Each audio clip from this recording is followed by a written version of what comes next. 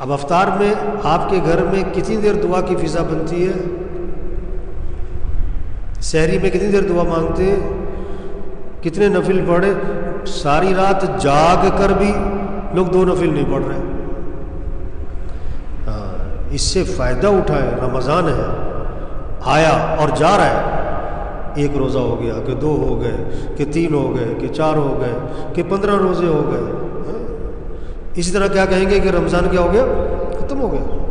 اللہ پاک نے قرآن پاک میں رمضان کے بارے میں ایک جملہ بولا، ایام معدودات، یہ چند گنتی کے دن ہیں، یہ گنے چنے سے دن ہیں، تھوڑے سے،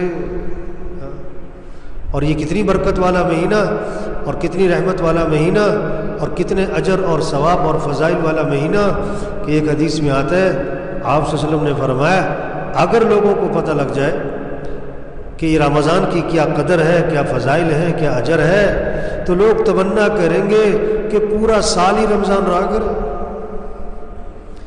یہ ایسا برکت والا مہینہ، فرض کا ثواب 70 گنا بڑھ گیا، نفل کا ثواب فرض کے برابر ہو گیا، جنت کے دروازے کھل گئے، جہنم کے دروازے بند ہو گئے، شیاطین کو اللہ نے قید کر دیا۔ ہاں، اس رمضان سے فائدہ اٹھا، نمازوں کا اہتمام، روزوں کا اہتمام، تراویح کا اہتمام۔ کتنا بڑا طبقہ ہے وہ رمضان میں بھی مسیح میں نظر نہیں آ رہا۔ کتنی سخت بات اللہ کے نبی نے فرمائی، بد نصیب ہے وہ شخص، بد نصیب ہے وہ شخص جو اس مہینے میں بھی اللہ کی رحمت سے محروم رہ جائے۔ توبہ توبہ توبہ، بد نصیب، اللہ کے نبی فرما رہے ہیں جو اس مہینے میں بھی اللہ کی رحمت سے محروم رہ جائے۔ ایک سے پوچھا میں نے، روزہ رکھ رہے ہو؟ کہتا جمعے کا رکھ رہا ہوں۔ ارے یہ تو بچوں کے لیے ہوتا تھا کہ چھوٹے چھوٹے بچوں کو عادت ڈالنی ہے، چلو جمعے کا رکھنا شروع کرو۔ گرمی ہے تو کیا ہوا، دن لمبا ہے تو کیا ہوا، ہمیں اللہ کا حکم ہے، اللہ کا حکم ہے، مولوی صاحب کا نہیں، جس نے آنکھیں دی، ہاتھ دیے کہ روزہ رکھو، اللہ کا حکم ہے۔ ہم مسلمان ہیں، ہم اللہ کو ماننے والے، قرآن کو ماننے والے، جنت اور جہنم کو ماننے والے، اللہ کے نبی پر ایمان لانے والے۔ روزہ رکھنا ہے، ابا کے ساتھ خیر خواہی، ابا روزہ رکھو، اماں کے ساتھ خیر خواہی، اماں روزہ رکھیں۔ چھوٹے بچوں کو صحابہ روزے رکھواتے تھے، چھوٹے بچوں کو شام پڑ جاتی انہیں کھلونے دیتے تاکہ کھیلتے رہیں، وقت پورا ہو جائے۔ ایسی چیز نہیں ہے روزہ کیا طبیعت ٹھیک نہیں، تو روزے میں صحت ہے کہ بیماری ہے؟ بیماریاں زیادہ کھانے سے ہیں کہ کم کھانے سے؟ روزے میں شفا ہے۔ ہاں، روزہ رکھنا ہے، مرنا تو ہے ہی، اگر مر گیا تو روزہ رکھ کے مرے گا تو ذرا کوئی مسئلہ ہوا روزہ چھوڑ دیا؟ نہیں، ہم مسلمان ہیں، نماز پڑھنی، مسجد میں پڑھنی، جذبہ ہونا چاہیے مسلمان کو، مسجد جانا ہے، مسجد میں دل لگنا چاہیے، ایمان کی نشانی ہے۔ حدیث میں آتا ہے جس کو مسجد آتا جاتا دیکھو اس کے ایماندار ہونے کی گواہی دو۔ آپ صلی اللہ علیہ وسلم نے فرمایا جو مسجد سے محبت کرتا ہے اللہ بھی اس سے محبت فرماتا ہے۔ یہ ہے رمضان کی قدر، مسجد، نماز، روزہ، تراویح، اللہ کے سامنے کھڑے ہو۔ حدیث میں آتا ہے اللہ رمضان میں فرشتوں کے سامنے فخر فرماتے ہیں اپنے بندوں پر، دیکھو میرا بندہ سارا دن روزہ رکھتا ہے، رات تراویح پڑھتا ہے، میرے سامنے کھڑا ہوتا ہے، قیام ہے، رکوع ہے، سجدہ ہے۔ آپ صلی اللہ علیہ وسلم صرف رمضان کی بات نہیں، آپ کا تو پورا سال رات کا قیام تھا اللہ کے نبی کا، اور آپ کا قیام جو تھا رات کا وہ کوئی صورتیں نہیں تھیں کہ سورہ اخلاص پڑھ لی اور سورہ۔ ایک صحابی فرماتے آپ صلی اللہ علیہ وسلم نے رات تہجد کی نیت باندھی تو میں نے دیکھا تو میں نے کہا چلو میں بھی اللہ کے نبی کے پیچھے تہجد پڑھتا ہوں۔ آپ نے سورہ بقرہ شروع فرمائی، سورہ بقرہ ختم ہوئی سورہ آل عمران، سورہ آل عمران ختم ہوئی سورہ نساء۔ اللہ کے نبی 5 سپارے، 5.25 سپارے ایک رکعت میں، ہاں، پھر لمبا رکوع، پھر لمبا سجدہ۔ حضرت عائشہ فرماتی ہیں آپ صلی اللہ علیہ وسلم رات کو 4 رکعت کی نیت باندھتے اور پوچھی مت کہ وہ آپ کی 4 رکعتیں کتنی خوبصورت ہوتی تھی اور کتنی لمبی ہوتی تھی. فلا تسأل عن حسنهن وطولهن، پوچھ مت کیسی خوبصورت نماز ہوتی تھی آپ کی اور کتنی لمبی ہوتی تھی. ثم يصلي 4، پھر 4 رکعت کی نیت باندھتے. فلا تسأل عن حسنهن وطولهن، پوچھ ہی مت کیسی خوبصورت اور کتنی لمبی ہوتی تھی. حضرت عائشہ رضی اللہ عنہا فرماتی ہیں آپ صلی اللہ علیہ وسلم کی تہجد، اس کا جو سجدہ تھا، سجدہ وہ 50 آیات کی مقدار کا تھا. 50 آیات کی مقدار کا ایک سجدہ. ہمارا سجدہ کہاں تک جاتا ہے؟ 3 تسبیح، بہت زور لگا تو 5، بہت زور لگایا تو 7.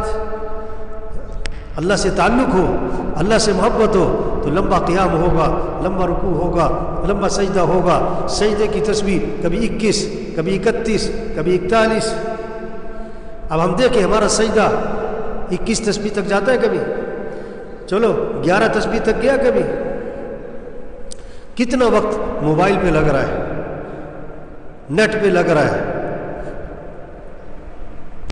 قرآن پہ وقت لگے. یہ رمضان کا مہینہ، اب آدھا رمضان گزر گیا. اب اگر آپ کے 15 سپارے بھی نہیں ہوئے نا رمضان میں تو آپ اپنے ایمان کی فکر کرو. جو رمضان میں بھی قرآن نہ کھولے تو کب کھولے؟ 3 سپارے روزانہ پڑھنے چاہیے رمضان میں، تو 3 ختم ہو کم از کم.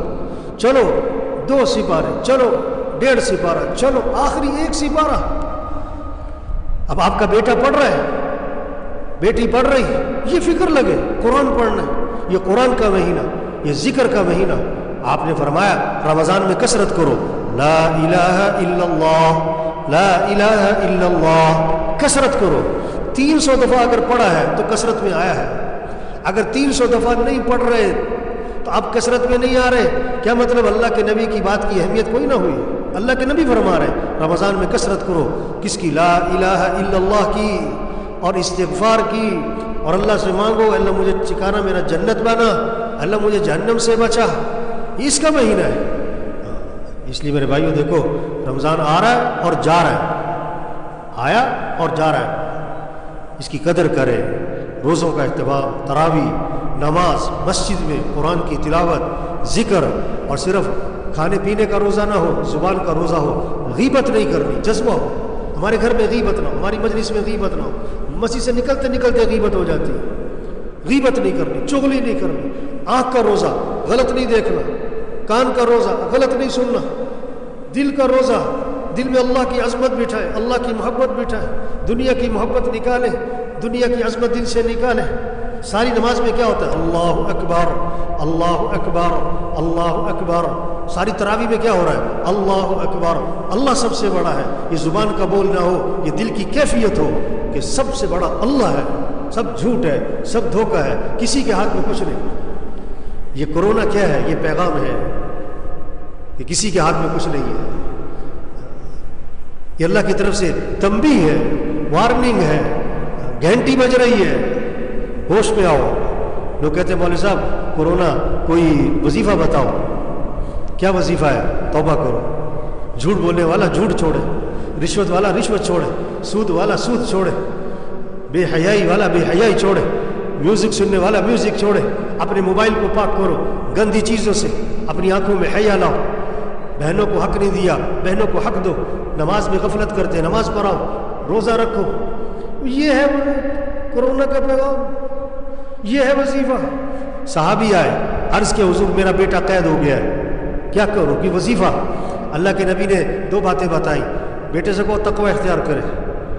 پڑھنے کا وظیفہ بعد میں ہے، عملی وظیفہ پہلے ہے.